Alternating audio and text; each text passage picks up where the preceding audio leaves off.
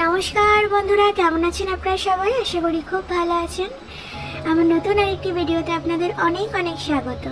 সবাইকে জানাই শুভ দুপুর। তো আবার চলে এসেছি রান্নাঘরে। তো আজ আমি কি বানাচ্ছি দেখে নেওয়া যাক।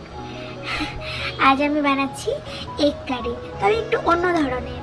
আজ আমি বানিয়েছিলাম এগ কারিটা স্পিনাচ অ্যান্ড কোরিয়ান্ডার ফ্লেভারে। তো খুব ইজি প্রসেস, আপনারাও একবার বাড়িতে ট্রাই করতে পারেন। খেতে ভীষণ টেস্টি হয় আর দেখতেও বেশ ভালোই লাগে, গ্রিন গ্রিন। তো চলুন ভিডিওটায় দেখতে থাকুন, আশা করি ভালো লাগবে।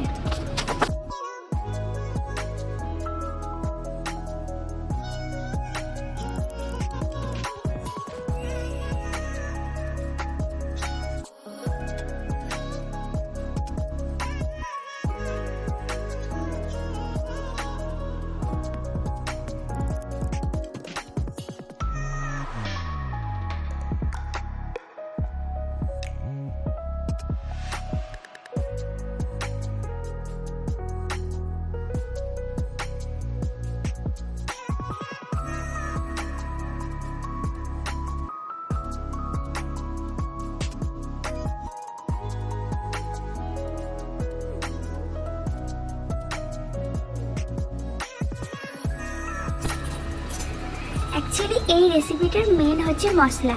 তো মশলাটা ভালো মতো কষিয়ে নেওয়ার পরে যখন এরকম তেল ছেড়ে দেবে, তারপরেই কিন্তু দিতে হবে কোরিয়ান্ডার আর স্পিনাচের পেস্টটা, যাতে কালারটাও থাকে আর ফ্লেভারটাও সুন্দর আসে।